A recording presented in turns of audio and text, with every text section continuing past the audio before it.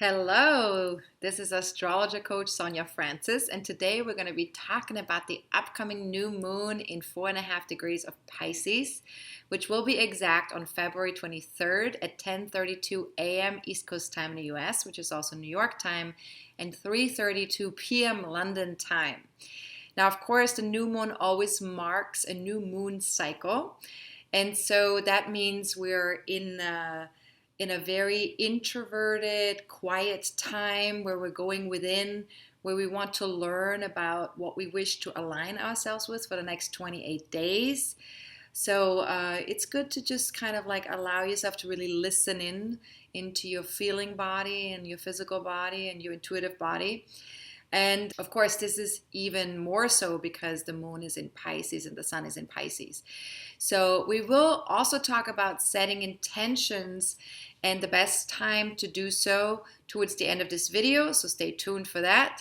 And also take advantage of the timestamps that I have added to the description part of the video below the video.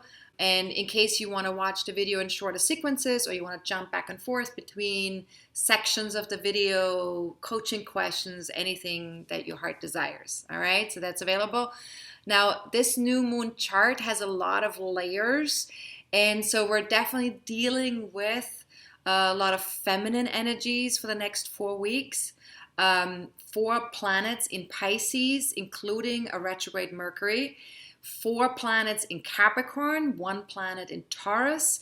So this is 9 out of 10 planets in feminine signs, and that doesn't even include the moon nodes, which are also in feminine signs in Cancer, Capricorn, still until May of 2020.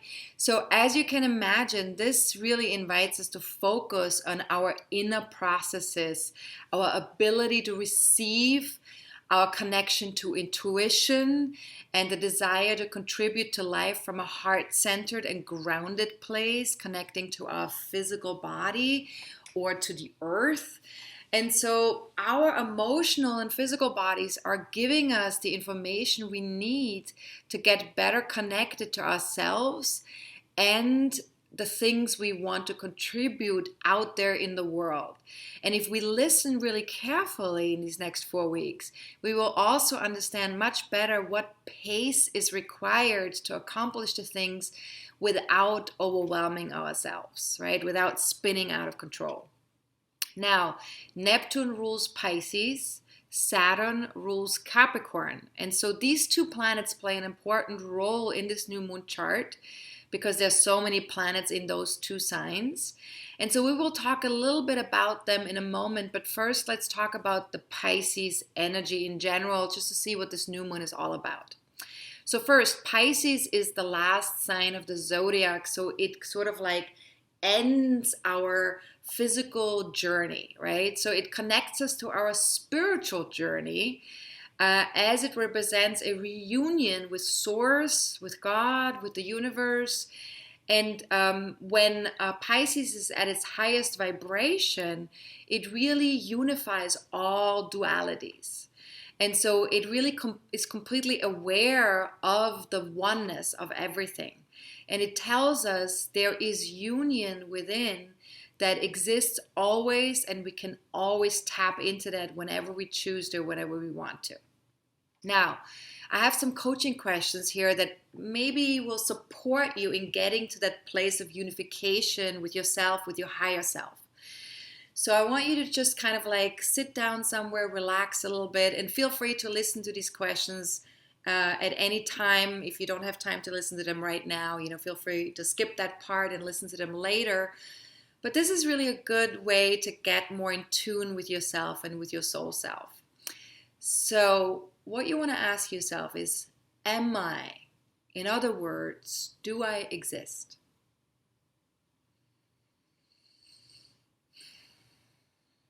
And could I let that be enough just for right now?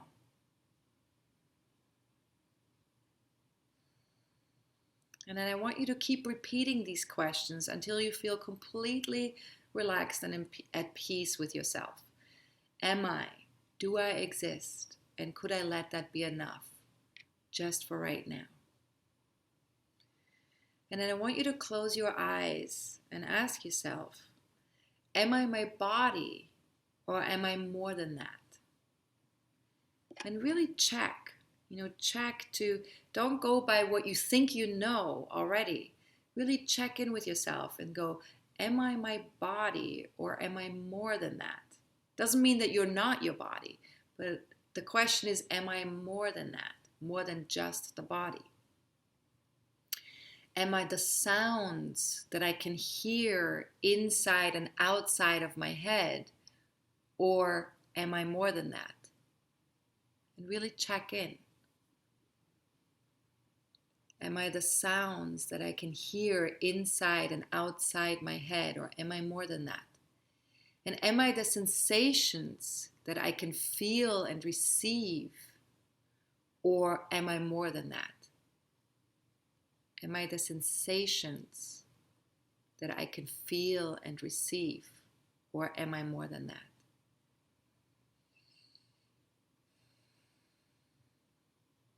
And if I am more than those things, where do I begin and where do I end?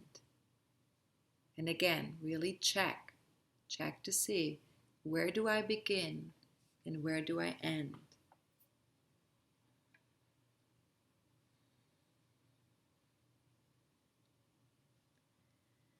And just feel free to take a pause here, if you'd like to, press the pause button and just take a moment to be with what you're experiencing currently. Or feel free to go on. If you want to have access to the new moon questions from this video in writing and the full moon videos every month, feel free to check out the various levels of membership that are available on my website at astrologercoach.com. Because you can get all this in writing. Sometimes it can be helpful, to have the questions in front of you so that you can actually make use of them throughout the next 4 weeks, so you can actually work with these questions, right? If you're already a member, check your membership portal by signing into your account, and you will find all my posts inside the My Content tab. And the new moon questions are available via the New Moon in Pisces article. So just look for the New Moon in Pisces article in your membership portal and click on that, and then you get all the questions, okay? Now let's talk a little bit more about the Pisces energy that's connected to the new moon. Pisces is accepting and aware of its eternal nature. It lovingly allows all because it knows that there's no real separation between things, and that separation really only exists in the mind. That when we actually drop into our heart center, that there is no true separation. There's really only a connectivity and a unity that gets created from the heart. So the mind is good at separating and differentiating, and the heart is really good at unifying and connecting. All right, so at its lowest vibration, Pisces feels separate, fearful, and victimized. So when we're not really connecting to that heart energy, when we're not really connecting to our intuitive selves, then we feel separate, we feel fearful, we feel victimized. And also, when we're not really connected to Pisces in a healthy way, we want to escape the harsh physical realities of this world because we feel that it's too much to handle. So we get trapped in this lower vibration when we don't go within to connect with our inner divinity, when we don't rest enough, when we can't trust ourselves, our intuitive selves, and our inner processes, right? So when we can't trust our inner processes and intuitive selves, that's when we get into these more denser vibrations of Pisces or the lower vibrations of Pisces, right? So ask yourself here, what is in the way of a connection to my inner divinity? What's in the way? Where is there a gap or where is there a disconnect? And what prevents me from slowing down? What are some thoughts or conditionings or beliefs that prevent me from slowing down or turning inwards or trusting my inner guidance? Do we have stories, or things running in our inner dialogue that keep us separate from that keep us disconnected from that inward turning or that inner guidance. Now, what if I opened just 5% more to the perfection of life? And of course, obviously the perfection that I'm referring to here is not the perfection of the mind. The perfection that I'm referring to is the perfection that's connected to the heart, right? So it is that life is perfect no matter what the mind says about it, right? So the mind is good at separating and making distinctions, right? So this distinguishing something means separating it, right? So when we look at life, the mind very often goes, good, bad, not good, not good. This is not working. And this can be very useful if we want to make discerning decisions. The mind can be very useful for discerning decisions. However, if the mind is not connected to the heart and the mind is not in alignment with our intuition or with our inner divinity or our higher self or inner guidance, whatever you want to call it, then the mind tends to make decisions that usually come out of fear or that come out of conditioning, that come out of limited belief systems, and that is usually not so helpful. So even though discernment is helpful, but it's only helpful in connection with the heart and connection with our intuitive self. And we'll talk probably more about this in 2 weeks when we talk about the full moon. But what if I trusted 5% more the perfection of life? Or what if I opened up 5% more to the perfection of life? And what if I trusted 5% more to universal timing? And might plenty of downtime and rest actually support my reconnection to source energy? So to that place in us, when I say source energy, I'm really talking about, that connection with my inner divinity, that connection with higher self, with intuition, right? It's all the same. And how about a connection to my intuitive self, right? Same thing as source energy in a way. And then also might immersing myself in music or water support this connection. And I want you to experiment with that a little bit if you can, try and see what happens if you use music or water as a tool to connect you with source energy or with your intuitive self. See how that might be a useful tool for you.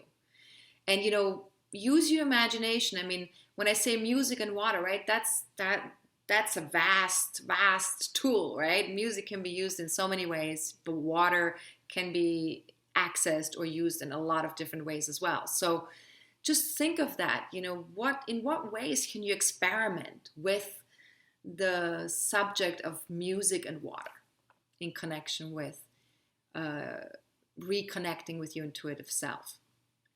Now, the new moon also aligns with Mercury, which is retrograde in Pisces at the time of the new moon. So what we know about all retrograde phases is that they invite us to move towards a greater alignment with ourselves and the world, right? So it's sort of like the retrograde phase allows us to revisit what we have connected with out there in the world and make sure that whatever we've been investigating or looking at or learning or connecting or communicating about is also in alignment with our inner world, right? So it's really the yin and the yang, right? Trying to find the balance between the yin and the yang, the outside and the inside. And so that's what retrograde phases are for, and that's what they help us with. And so they're very, very important phases, right? Really important. Because if we're only connected to the outside, then we're not checking in whether that's actually connected with the inside, we're going to be, doing all sorts of things that don't serve us.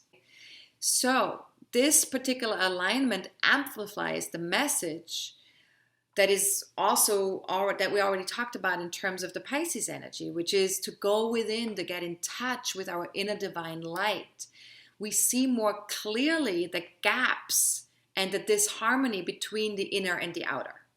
Because of the retrograde phase, because we get more connected to the internal, we can see the gap a little bit more between what's out there and what's inside of us. And this gives us a chance to really achieve greater clarity and ultimately greater alignment. So this is really useful. Now, it's one way to kind of shift our perspective around what a Mercury retrograde phase is and how it can serve us. Now, Mercury started its retrograde phase a week before the new moon became exact, right? Or becomes exact. So this brings awareness to our thinking and how we process and share information.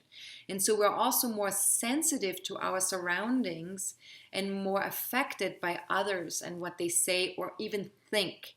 Because remember, Pisces is very intuitive, and it's connected. It connects us to all energy, which means that the energy body can really connect to the seen and the unseen, right?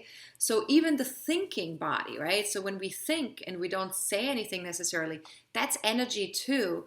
And so we can really get in touch with our own thinking and other people's thinking on a conscious or unconscious level much more acutely. We're much more sensitive to that. So just remember that that's what's happening. So we're much more in tune with other people's thoughts and processing as well. Now, we're also more aware of our own inner dialogue and how connected or separate we feel to God or Source or the universe. So we become more aware of that as well. So ask yourself, what might I hear if I listened to my intuitive, creative thought forms? What might I hear if I listened to my intuitive, creative thought forms? And, just remember that intuitive creative thought forms are very subtle. They're much more subtle than our conditioning or fearful thinking. So we have a much easier time listening to our conditioning and to our fearful thinking than we do sometimes to our intuitive creative thought forms, because they're so subtle, because they're loving, they're kind. So they're not like in our face, like fear. Fear is much more, boom, it's in our face. Now, what messages might I get if I paid 5% more attention to my dreams? Because, of course, Pisces is also about the dream state.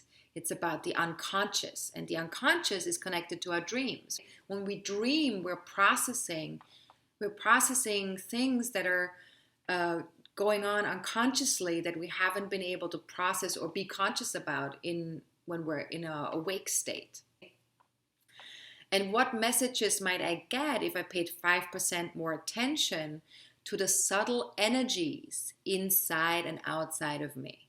So all these subtle energy bodies that are, thoughts, feelings, sensations, what we're tapping into, sensing wise, right? These are all subtle energies outside and inside of me.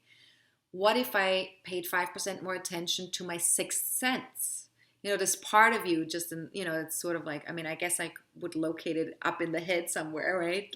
Back here, in the back of my head maybe, or third eye or something, right? Where it's like, you just kind of sense something, you kind of know something. You know it, but you can't logically explain why you know it. It's sixth sense. And how does self-trust show up? How does that show up in your life? And what might compassionate self-talk look like? And I think that's a very, very, very powerful question for this new moon.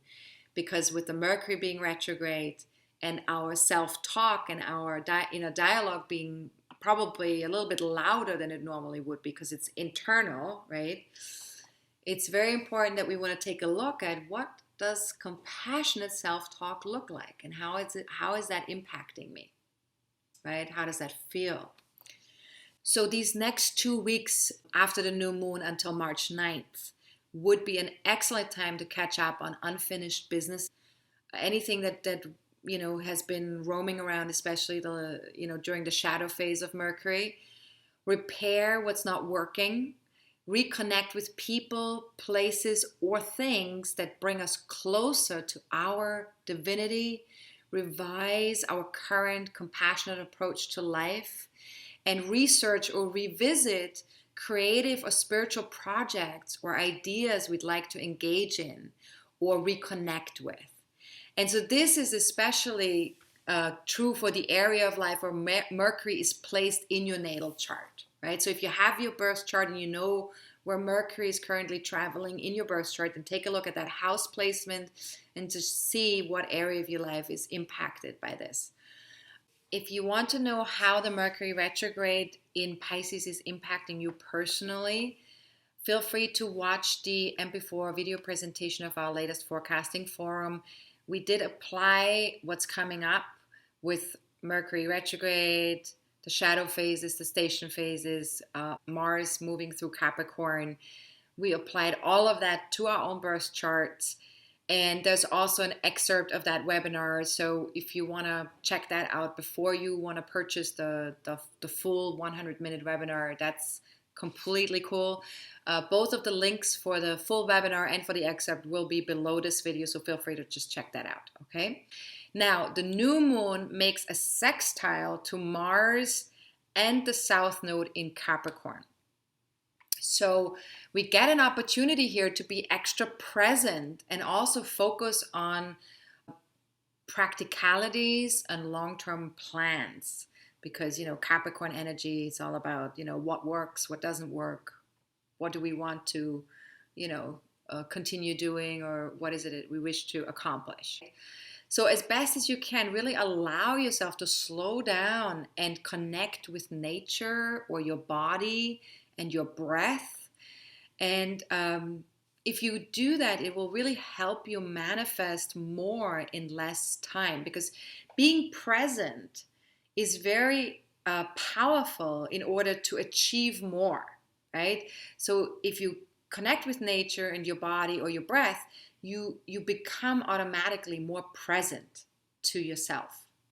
And so you can manifest more or faster, and by doing even less in less time, because by rushing things, very often we're not actually accomplishing necessarily more, or we're not actually accomplishing what we want to be accomplishing. So stay in tune with the creative process. And the creative process means to be present. So ask yourself, where am I headed? And if everything is energy and everything is always in perfect alignment on an energetic level, how could I get more in tune with my own energy body? And if I did tune in, is it at least possible that I could then be in more perfect alignment with my goals? And what would trusting the unfolding of my goals look like to me? And again, with these questions, feel free to journal on them or to meditate on them.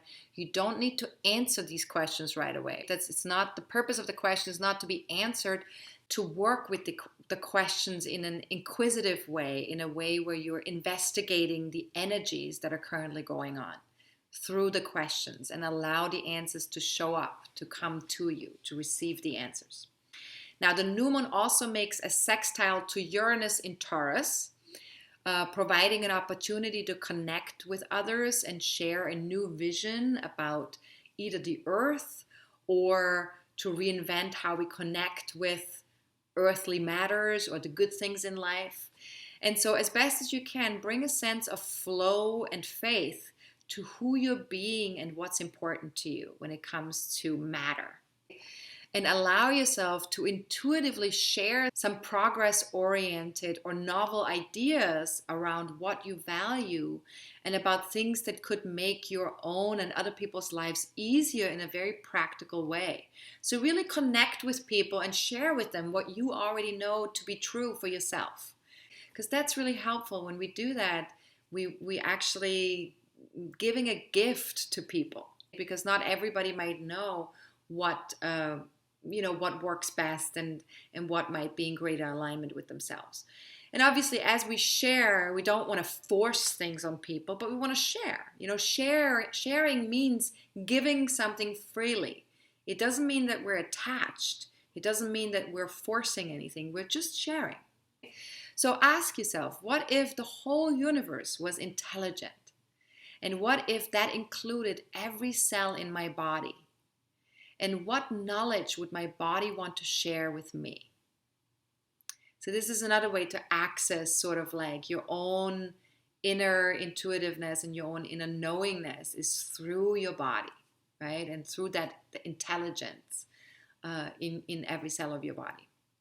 Now let's talk a little bit about Neptune in Pisces and Saturn in Capricorn. As I mentioned earlier already, both of these planets are in their own signs and are therefore dominant in this new moon chart, because all the other planets currently moving through Pisces and Capricorn, they answer to Neptune and Saturn because they're in their own signs. So Neptune at its highest or lightest vibration is all about universal love, which is impersonal love, right? Universal love means just love, general love. It's not about love between you and somebody else. It's just unconditional love. Acceptance, unity, allowing, sensing, intuiting, oneness, presence, divine energy, pure creation, tapping into the pool of universal consciousness, which can also be the unconscious. So as you can see from all these keywords, this is really what we want to engage with for the next 4 weeks. This Neptune energy has so much strength. We really want to learn how to be in these higher vibrations with ourselves. Now, Saturn is at its highest and lightest vibration when it comes to time, structure, definition, honoring our limitations or other people's limitations, healthy boundaries, focus, integrity, responsibility, maturity, personal command, expertise, sovereignty, self-mastery, and so on, right? So as you can hear from those words, they are very Saturnian in nature. So all these planets in Capricorn are currently, they're ending. This is like where we want to go. This is what we want to live towards, right? So, and remember with these highest vibration, it doesn't mean that you are always going to be in the highest vibration of yourself, right? You're not always going to be in the lightest vibration of yourself. It's very difficult to live in the highest or lightest vibration 24/7. But it's something to aim for. It's almost like your guiding light, right? These higher, lighter vibrations, they're like your guiding light. You want to kind of reconnect to those places as much as possible and as often as possible. So when you find yourself in your conditioning, in being triggered, in fear, when you find yourself in these places that are not in your highest, lightest vibration, you want to remember these other vibrations and find ways to guide yourself back to those places. Now ask yourself, do I like what I see out there in the world? Because let's remember that Neptune and Saturn also have a lot to do with the collective, right? Or with the social agreements that we have currently with each other. Do I like what I see out there in the world? If I don't like what I see, could I change my mind about how I see it, how I look at it? And could I open my heart 5% more? And could I take responsibility for my own projections and stay focused on myself? Now that is a very Saturnian question, right? Because, opening your heart, that's very Neptune. Saturn is about taking responsibility for your own projections, because here's what we do very often with society, right? With something that we see out there in the world is we tend to see ourselves reflected back when we look at the outside world. So everything that we see out there is also part of what's inside of us. And we may not want to own that, or we may not want to take responsibility for that, because some of the things that we see out there in the world are pretty hard to be with, right? It's pretty hard to look at and to digest. So, but what's important is when you can learn how to take these projections back and take responsibility for having something like that going on inside of you, not in a judgmental way, not in a way where you punish yourself for that, but in a way where you say, okay, how can I own this as mine? And how can I work with this and process through this within me rather than trying to focus outside of me on it, right? Because the more we focus outside, the more out of control we're going to feel, because we have no control over what goes on out there in the world. That's not under our control. However, right here, this is under my control, right? My own body, mind, intuitiveness, my feeling body, my physical body, all of that is under my control. So could I own my own limitations and fears? Because often what we see out there in the world is other people's limitations, other people's fears. We see that in various forms and in various shapes and colors. We might not call it limitation and fears, but that's very often what we're seeing. And so if that is what we're seeing, how can I own my own limitations and fears and be okay with that? Be okay with having limitations and fears, which is, of course, completely human to have it. So what if I chose love whenever fear showed up? And what if I allowed for it all to be what it currently is and let go of judgment, resentment, fear, and wanting to be separate? Because another thing we have to acknowledge as well is that often when we see things in the outside world that we don't like, that we don't want, we want to separate ourselves. And that immediately go like, resistance, separation. We don't want this. But the moment you separate, the moment you judge, which is a form of separation as well, the moment you get angry, because anger can also be a way to separate yourself. Not that there's anything wrong with anger, mind you, but it's just you have to see, why are you doing it? What is the motivation behind it? What is underneath the anger? Which, if that's fear, then there is a wanting to separate. So what if I allowed for it all to be what it currently is and let go of judgment, resentment, fear, and wanting to be separate? And really allow yourself to be with that question, especially if that resonates with you.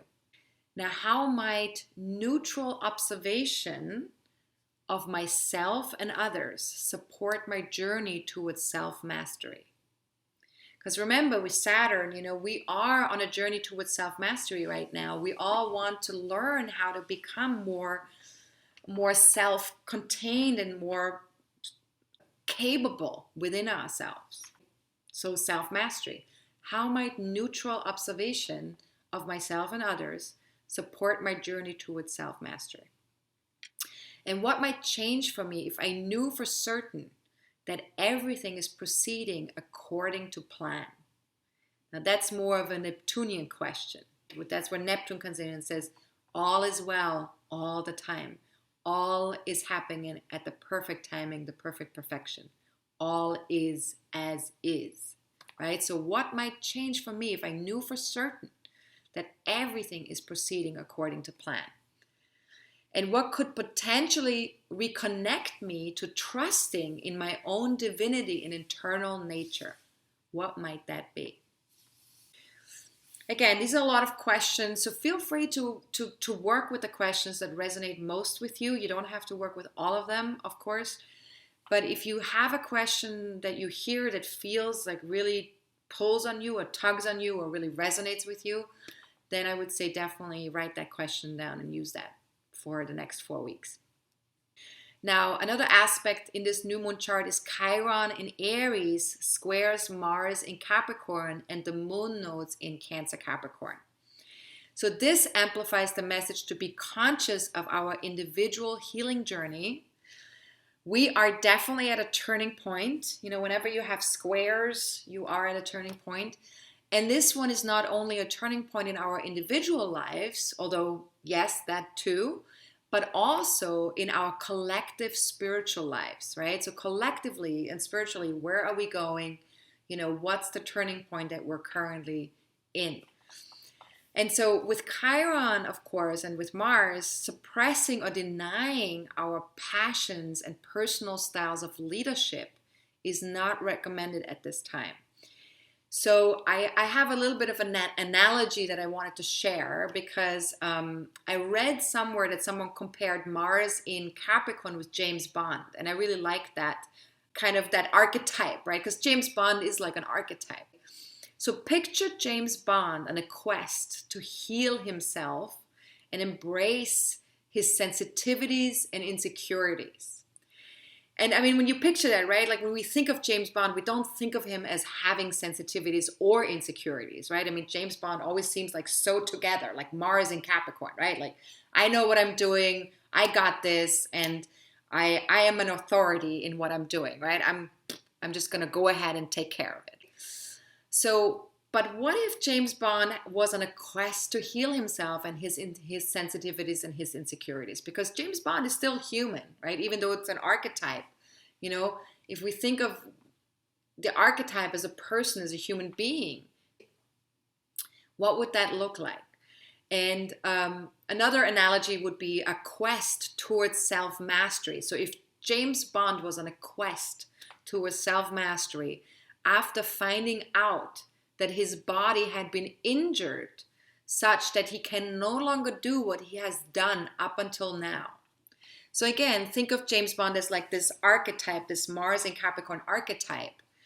And he gets injured and now he needs to adjust something. He needs to adjust how he does things because now he can no longer zoom around and just shoot people and kill people and like, you know, do flips and go underwater or fly in the air or whatever it is that James Bond does, right? So what would that look like if he was on a quest towards self-mastery after finding out that he's had some injuries and that he can no longer do what he has been doing up until now? So this is kind of like, this is what that square between Chiron and Mars looks like, right? So we're kind of we're needing to find ways to connect with our healing journey and this place in us that feels like that it has to do it all perfectly and be perfect and, you know, be the hero in our story. So what is a hero really, you know? And because a hero has to do with leadership as well, right? It has to do with, you know, being someone that inspires other people to be more. Now ask yourself here is how could I best honor my sensitivities and insecurities, acknowledging and embracing that I'm human. And so that hero part in you, that part in you that is that James Bond archetype, you know, how can that archetype embrace sensitivities and insecurities and acknowledge and embrace that, yes, I'm human? And what small or large steps could I take to embrace myself exactly as I am right now and as I am not? And this is important because, you know, very often we go against the things where we feel like we can't be a certain way, or we can't be like other people, we can't be like society wants us to be. And so we tend to want to fix that, or we tend to want to fight that, or we resist that. But what small or large steps could I take to embrace myself exactly as I am right now, in this now moment, and as I am not? Rather than constantly trying to look for how can I be better and more and this and that and accomplish and da-da-da-da, right? Which is very often what we're conditioned into in the Western world. And then could self-acceptance include all of my so-called flaws or injuries or insecurities? And could it even include my unique impulses? Because remember, Chiron is in Aries, and Aries is connected to Mars. So they're really like connected and they're squaring each other. So there's going to be, with Chiron, there's something very unique about how we're doing things. And the doing is connected to our impulses, right? Our physical impulses. So could I even include my unique physical impulses that I have? Or even sexual impulses, right? Could be sexual too. Now, what if who I am right now is perfect, even if it's seemingly not a perfect fit with the rest of society. And that's where the square comes in. Mars in Capricorn wants to be a part of society and wants to, fit in. But then Chiron in Aries says, well, but you're unique, you're different. So what if who I am right now is perfect, even if it's seemingly not in perfect fit with the rest of society? And what does my own unique version of leadership look like? Or that hero archetype, right? What does my own unique version of that hero archetype look like? And where might I locate this energy within me? And if I found it, what might I do with it? And it's good to have sort of like a gentle approach to this, a kind, compassionate, gentle approach to all of these questions. See if you can, rather than going into a judgmental place or into sort of like it needs to be this or that type of place, to be just kind of like more fluid with it, more gentle, more generous, more compassionate. And what might be a turning point for me at this time? Remember, we were talking about this being a turning point, right? It's a square. Chiron is also squaring both moon nodes, which means it's definitely, that's like a turning point on our soul's journey. So what might be a turning point for me at this time? And in what ways would I need to adjust and find creative solutions to take that turn, right? A turn, remember, it's like a corner, right? What do I need to do in order to take that turn? In what ways do I need to adjust? Because there's an adjustment, right? When there's a corner like this is how it used to be, right? As we're walking towards the corner, this is how it used to be. This is what we're used to. These are our habits and our, what we're comfortable with, our comfort zone. But then all of a sudden, boom, we're at this corner. And then we have to switch direction. And then as we're switching direction, we're entering the unknown, right? We're entering a new phase or a new place. And so what needs our adjustment or creative solutions or flexibility or openness in order for us to make that turn?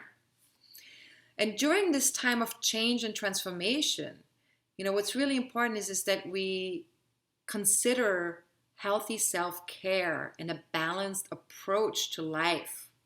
We want to make sure that we have a balanced approach to things, because if we pay attention to that transition or that turning the corner is going to be so much easier. It's going to be much more, there's more gentleness to that. Because if we don't take care of ourselves and if we don't have a balanced approach, this shift here could become very edgy, right? It could be like, oh my God. We feel like out of alignment. It's almost like you need to go to the chiropractor, right? To be back in alignment. So make sure you get plenty of rest, affection, water, healthy, nutritious foods, anything that really, that you consider would be healthy for you in terms of self-care and balance. Now, to sum it all up for this new moon in Pisces, tap into divinity, your inner divinity. And you can do a lot of different things. You can do that with meditation. You can do that by being in nature, being present with nature, especially spending time near water, right? Because water is very much connected to that Pisces energy. Especially the ocean is very Neptunian. But all bodies of water.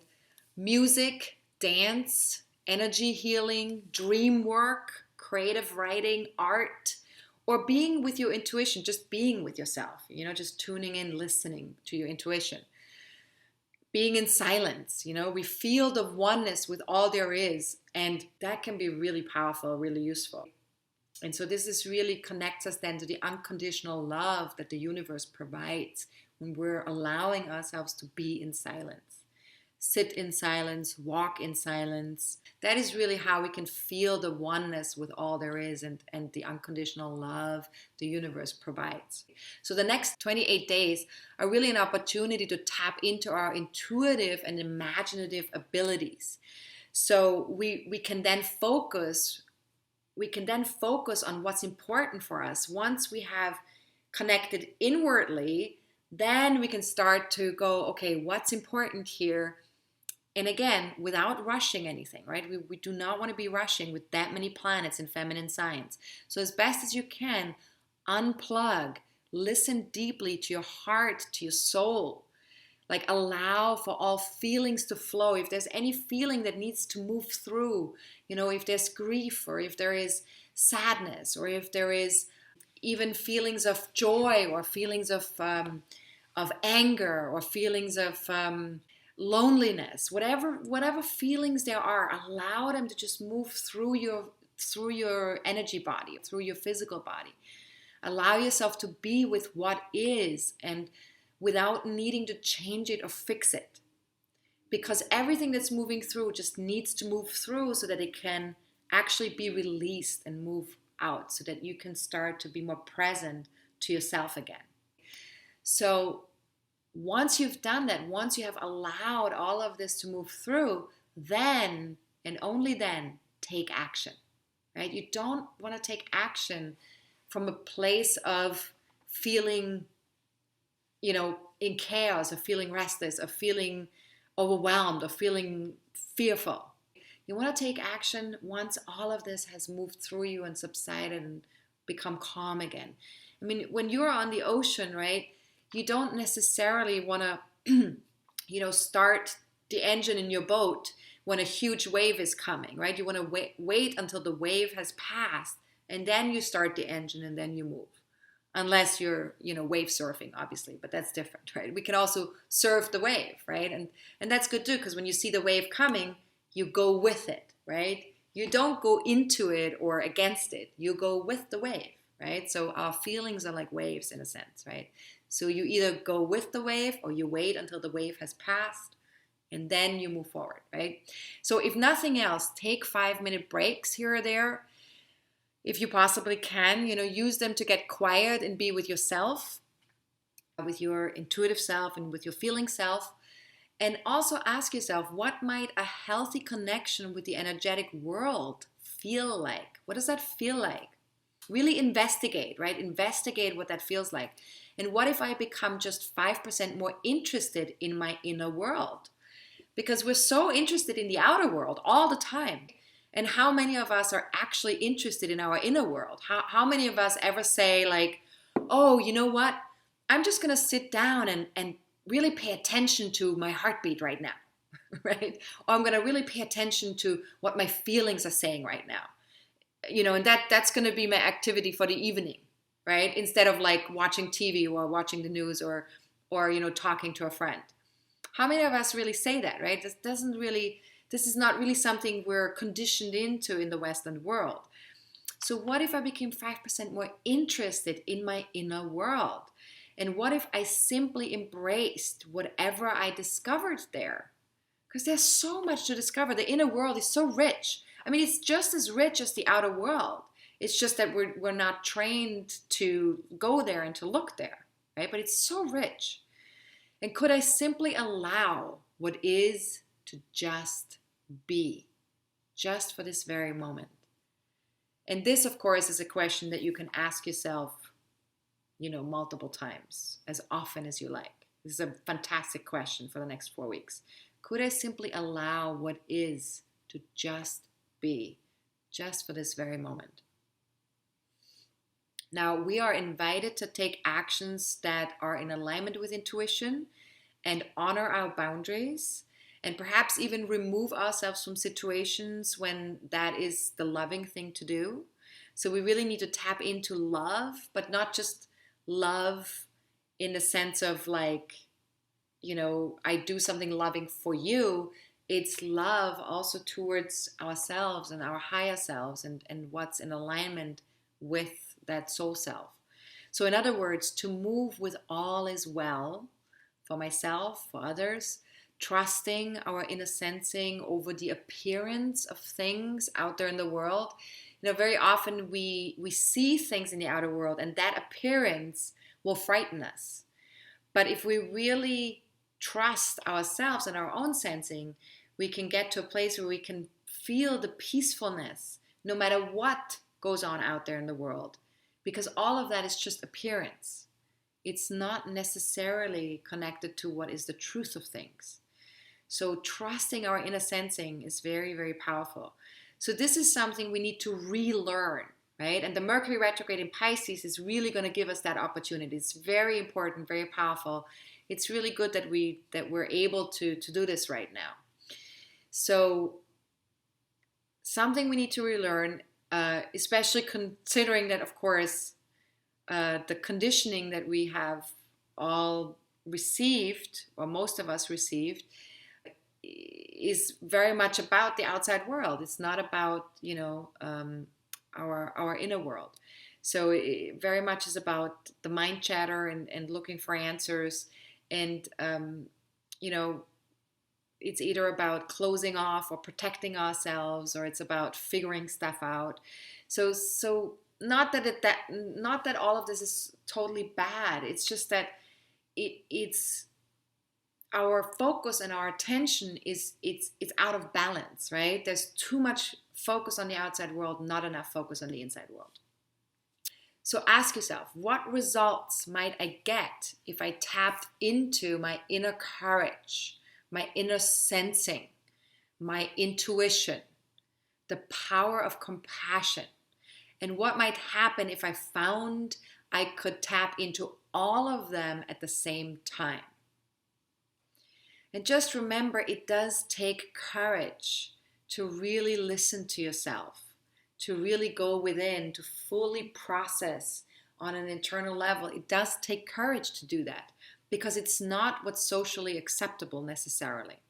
And it's not what we've been trained and conditioned into.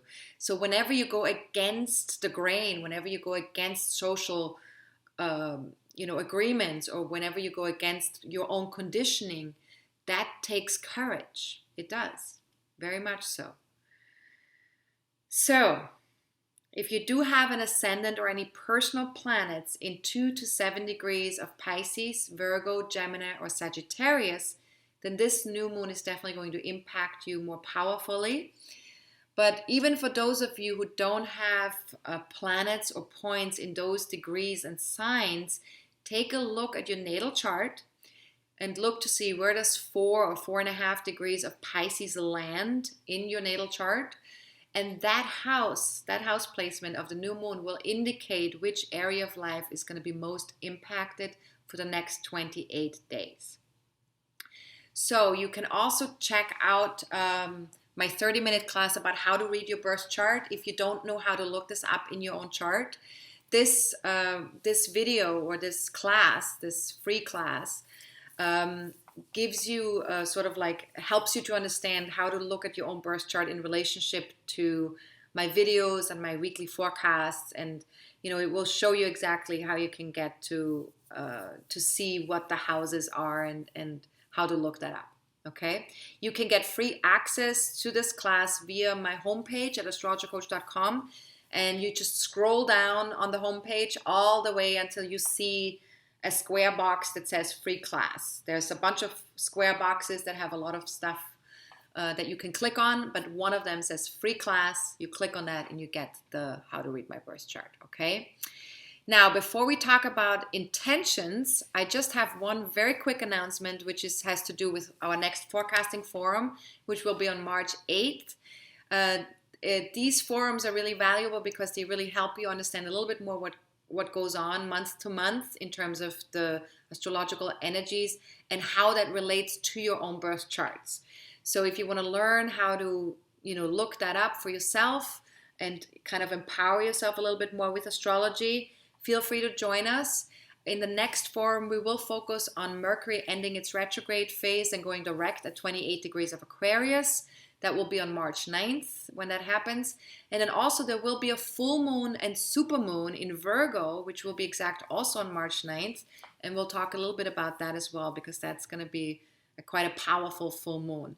Now, there is an early bird special that you can take advantage of, which is available until March 5th. You will also get access to the next members full moon video. So basically the full moon video about the supermoon in Virgo. You will get access to that if you register for the monthly forecasting forum, if you're not a member yet. If you are a member, obviously you already have access to those full moon videos. And there will be a link below this video to register for the next forecasting forum, or you can also go to my homepage via the monthly forecasting forum countdown that's on the homepage. There's a button that says register now, and you can click on that. Okay, so these are the options. And now let's talk about setting intentions. So to set intentions with the new moon, it's always a good idea to wait until after the new moon becomes exact to set our intentions. We also want to avoid moon void of course phases, because the moon void of course is not a phase that's best for setting intentions, because the moon is not connecting to anything else out there, not to any other planets. So that's not the best time to do something where we want to either set a goal or an intention, or something where we want an outcome. Anything where you want an outcome, you don't want to do that during a moon void of course phase. And feel free to read more about the moon void of course phase on my website. I have an article about the moon void of course there. So this month, the best time to set intentions would be any time between 10:32 a.m. on February 23rd and 9:12 a.m. on February 25th. So that's almost 48 hours. The first 48 hours after the new moon are most powerful to set intentions. And all of this is New York time, what I just mentioned. So if you live outside of the East Coast time zone, out of US Eastern time, and converting time zones isn't your thing, then I suggest joining my Facebook fan page, and or you can follow me on Twitter. On both of those social media, I will be posting reminders on February 23rd and 24th and 25th to let you know when it is the best time to set intentions. So when you see those posts pop up, just that's your time to sit down and write your intentions. And for more about intention settings, if you've never done it before, go to my website, go to my blog page, and then look for astrology articles. Or there's a tag that says New Moon Intentions.